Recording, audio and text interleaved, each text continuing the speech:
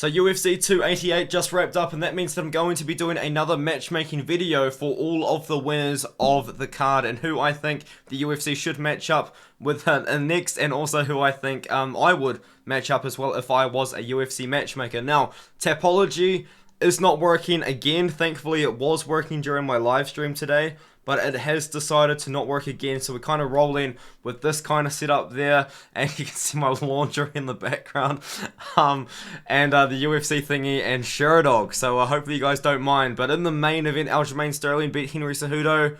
I was a little bit upset at the decision. I personally do feel like Henry Cejudo won 2, 3, and 5, but you can give the second round to Sterling. That is a swing round, like it goes either way. But what does kind of upset me is that a judge had it 2-2 going into the 5th, and then gave Sterling the 5th round. That's a weird scorecard, and it kind of messes it up a bit. But obviously, they've already planned who's going to be fighting next. It is going to be Sean O'Malley taking on Aljamain Sterling, and the rumor is going to be in a Boston card in August.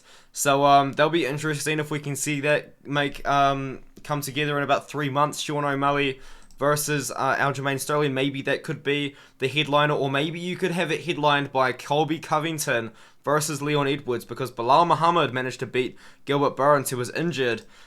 Man, he got lucky, honestly, because Belal Muhammad could not finish Gilbert Burns, who wasn't throwing anything, dude, and was just injured, clearly injured, shaking out his arm the whole time, couldn't do anything. And Belal just did what Belal does, and he's earned a title shot. So he will fight the winner of Colby Covington versus Leon Edwards. I think Leon Edwards versus Colby Covington will probably fight in August. I think that they might headline that card, and then co-main event will be Aljamain Sterling taking on Sean O'Malley. And I do feel like Leon Edwards beats Colby Covington because it's a very similar matchup to the Kamaru Usman matchup. And I picked Leon Edwards in both of those fights. So I actually like Leon Edwards in that fight. So I think we're going to get Leon Edwards versus Belal Muhammad probably in October. If I was to guess, if Leon Edwards is willing to do a quick turnaround, which I think he will be able to, because I do think he would be able to beat Belal Muhammad in October in the Abu Dhabi card, which would be quite cool to see them there. Jessica Andrade versus Yan Xiaonan. I really like the idea of Yan Xiaonan versus Weili Zhang at the in China. Put this fight on in China as the main event of a fight night. So just make a really good fight night with the championship on the line at the top.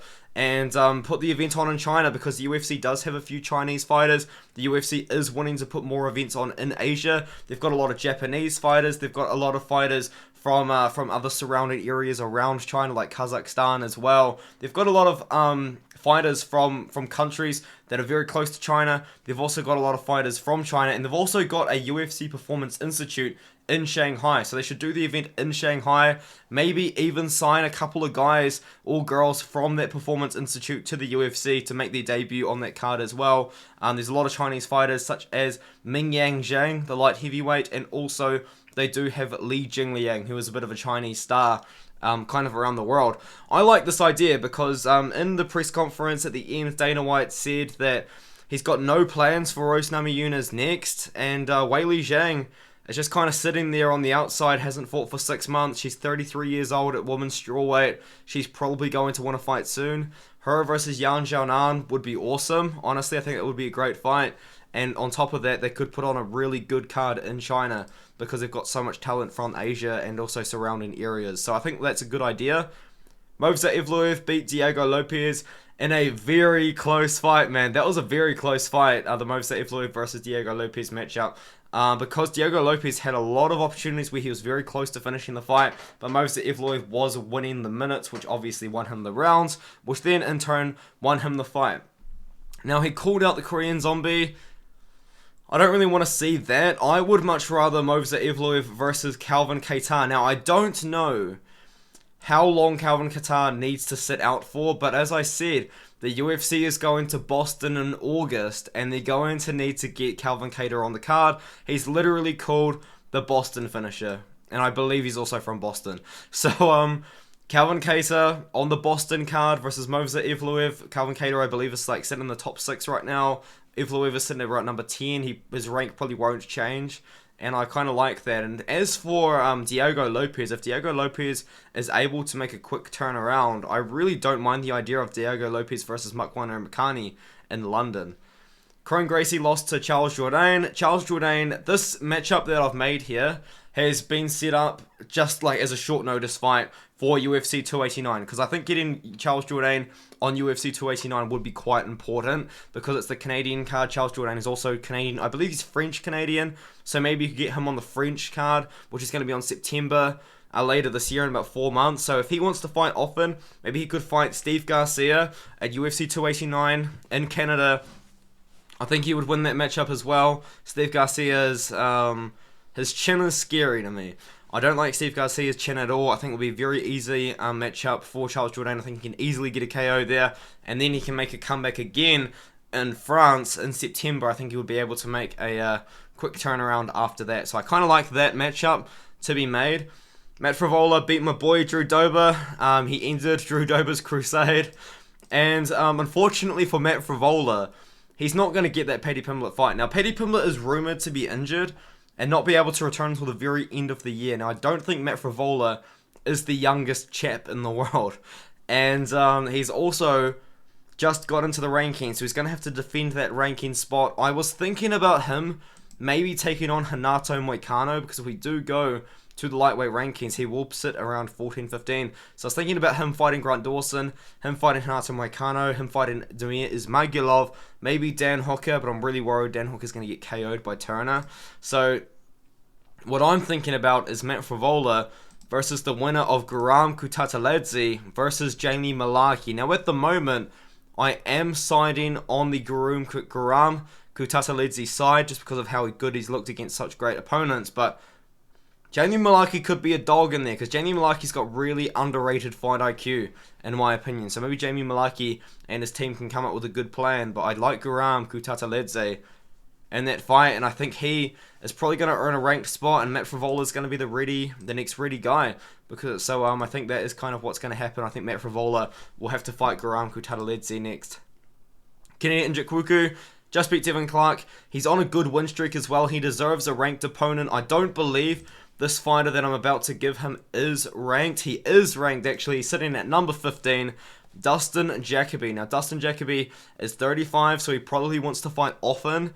And he's going to have to defend that spot again, because he just lost to Azamat Murzakanov, and he also controversially lost to Khalil Roundtree. But the situation or the position that Dustin Jacoby has been put in is that he has to fight a guy below him in the rankings. And a guy below him in the rankings on a win streak, a guy that deserves a shot at the top 15, is Kennedy Nzechukwu. So I do believe that Kennedy Nzechukwu, would have to fight Dustin Jacoby, and I like that as well. You could do Azamat Murzakanov, but I think Azamat Murzakanov is looking higher up the rankings. I think Azamat Murzakanov is looking at guys like Krylov, Ozdemir, maybe even Johnny Walker, Anthony Smith. Like, he's looking up, you know what I mean? I feel like you got to get someone that's looking down, and someone that's looking down is Dustin Jacoby. He has to fight down the rankings a bit, so I like that matchup. Chaos Williams beat Orlando Bedoya in a close fight. I really don't mind it if you score it for Bedoya. In fact, most fans on MMA Decisions actually thought Bedoya won. It was a close fight, but Chaos Williams just wasn't really landing. He was throwing a lot, but they wasn't really landing, and Bedoya was kind of countering everything he was throwing. But either way, it was a close fight.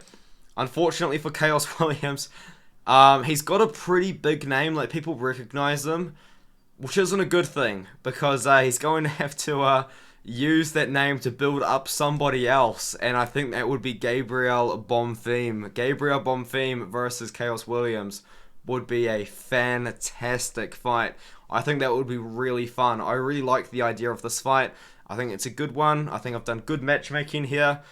Gabriel Bonfim versus Chaos Williams does kind of get me excited. Like, that would be a fun fight, right? You know what I mean? You'd get excited for a fight card to watch that fight. Prelims of a pay-per-view for sure, or main card of a fight night in front of fans. Verna Jandiroba just beat Marina Rodriguez. I kind of thought about giving her a rematch with Carla Esparza. I kind of thought about giving her a rematch with Mackenzie Dern. But unfortunately for Verna Jandiroba, this is going to sound like a weird one, and it's going to be quite unexpected. But I've got Verna Jandiroba fighting Tatiana Suarez next, because Tatiana Suarez is 32 years old. She just come back after 4 years away, and she did beat Montana De La Rosa And it seems like she wants to go for the title at 115 pounds. She did last fight at 125, but now she wants to fight at 115. And Tatiana Suarez, I believe, is ranked. She's been given a ranking at number 11, and she probably wants to fight sometime soon. And it looks like we're going to have a top 5 fighter for her in Virna Jandiroba. So I don't mind the idea, of Tatiana Suarez fighting Virna Jandiroba, or maybe even the winner of Mackenzie Dern versus Angela Hill. Could be a plan too. I don't know what Tatiana Suarez is up to. I thought she'd be like trying to hustle to get back in, because she did that last 3 months ago. We've had no fight news. She's 32, which isn't young at women's 115 pounds. So yeah, I feel like if she's got to go now. And Virna Jandiroba will be a top 5 opponent. If she wins that fight, you could just give her a title shot, considering she's got a win over Carla Esparza and Alexa Grasso. Or you could give her maybe one more after that. But I think Tatiana Suarez is knocking on the door of a very highly ranked opponent. And I think Tatiana Suarez versus Virna Jandiroba is a fight that just makes sense. It just makes sense. And if Virna Jandiroba wins that, you could argue maybe she could get a title shot. I don't know. But we moved down to the early prelims. Parker Porter beat Braxton Smith. I thought Parker Porter was going to finish Braxton Smith. I did pick Parker Porter, but I did not expect it to be in the first round. And Braxton Smith, I don't really know what happened. I don't know if he gassed out completely after throwing about 15 punches. I don't know if the knee that Parker Porter landed in the clinch got the liver. But Braxton Smith just could not get out of a position that when Parker Porter was on top, and Parker Porter was just kind of raining ground and pound. It wasn't super hard ground and pound. I think Parker Porter knew that his opponent had no idea what to do from there, and just kind of won. You know what I mean, with the finish. But good finish for Parker Porter. I've got a pretty winnable matchup for him here against Jake Collier. I think Parker Porter probably could be able to beat Jake Collier, but if Jake Collier loses this, he's got to go home, you know what I mean? Because he's on a 3-fight losing streak now. Probably should have beaten Andrei Arlovski, to be fair, but he lost to Chris Barnett in a fight he looked terrible in. He lost to Martin Buday in a fight he looked terrible in. If Jake Collier loses to Parker Porter, he's going to get sent home. So I think that would be a good fight, Parker Porter versus Jake Collier. Probably another, maybe an early prelim of a pay-per-view again, or just the prelims of an Apex fight card. But knowing the UFC, they'll just make the co-main event of an Apex fight card. But it is what it is. I don't really mind it. Now, Ikram Aliskerov, this is an interesting one, because I actually don't know what to do with him. I don't want to give him the Bonacore fight, which he did call for. But if you look at the UFC rankings, what do you do with this guy, man? You could do Phil Hawes, because, he just beat Phil Hawes, so he's going to be sitting in here around the number 30 spot, and you want him to build up, because I believe Ikram Aliskerov is going to have a rapid rise up the rankings. But you kind of look at it, right? Bruno Ferreira has got a fight booked, Gregory Rodriguez has a fight booked, I believe Petrosian is injured, Joaquin Buckland's going to 170, Hernandez has a fight booked, Mikhail Lukashchik just lost. That could be a fight, but I think he will probably avoid the fight. I think he would turn it down. Brad Tavares just got KO'd. Shabazian's got a fight booked. Silva's got a fight booked. The legendary GM3 is what I've been looking at. I don't mind the GM3, and then above that you got the rankings, and then guys that probably just are trying to look to fight each other, not the number 30 ranked Ikram Aliskerov. But the problem with Ikram Aliskerov is I know he's going to struggle to find opponents. I know people are going to turn this guy down. I like Andrei Petroski as an opponent, but I do believe he's got a fight booked. In another favourable matchup, if I'm correct, because the UFC just wants to build this guy up, which just doesn't make sense to me, because he's pretty terrible. But the opponent that I've got for him is actually Eric Anders. I think Eric Anders would not run away from Ikram Aliskerov, because I feel like Eric Anders is trying to make his way back up into the rankings. I think Eric Anders, he's 36 years old now. He's lost quite a few fights now, but I think he's just kind of one of those guys that's I feel like now's the time to put my foot on the gas, because he just beat Cole Dalkaus. He's got a little bit of momentum. He hasn't fought in 6 months now, man. I think him and Ikram Aliskerov is a fight that would probably get made, because I feel like a lot of people will be running away from Aliskerov. A lot of people won't want to fight Aliskerov. So, that's kind of the fight. And then after that, probably just give him a ranked opponent, because as I said, this guy's going to struggle to find fights. We move on down the card. Claudio Ribeiro knocked out Joseph Holmes in the second round. Thankfully, I had money on him to win by round 1 KO and round 2 KO. And I've got him to fight Cody Brundage. I think this is a fight that makes sense. Brundage, I think, is like 1-2. Sorry, he's 2-3. 2-3 in the promotion. At the moment, Claudio Ribeiro is 1-1. Once again, you look to the UFC middleweight rankings. Claudio Ribeiro, where is Claudio Ribeiro sitting at? He will be way down the bottom here. So he was sitting down at the bottom because he was 0-1. He just beat Holmes. I was thinking about the Jamie Pickett fight, but I think they're probably going to look at someone else for that. I was looking at Todorovic, but he just got KO'd. Oh, sorry, he didn't get KO'd. He got injured really badly. Christian Leroy Duncan would be a very fun fight if they could pull it off in July in London. But I think a more fight that makes sense is just the Cody Brundage fight, who's 2-3 in the promotion, on a 2-fight losing streak against really good guys. Maybe Cody Brundage wants to kind of come back, make a bounce back against a guy that's a lot lower ranked than the guys he's been losing to. Because if you do look at it, Mikhail Orchachik, borderline ranked guy. Rodolfo Vieira, again, a borderline ranked guy. The guys that Brundage is losing to are guys that are so close to the rankings. I feel like Brundage, now at this point, he's 28 years old. He probably wants to find a bounce back fight. And I think a bounce back fight genuinely would be against Claudio Ribeiro. And that would be a fun fight. I don't actually know who would win that fight. It would be very close. I might even side with Brundage, but I think that's a fight that makes sense. Ribeiro versus Brundage. That would be a fun scrap, and I like the idea of it. Let me know what you think in the comments below, and I'll see you guys in the next video.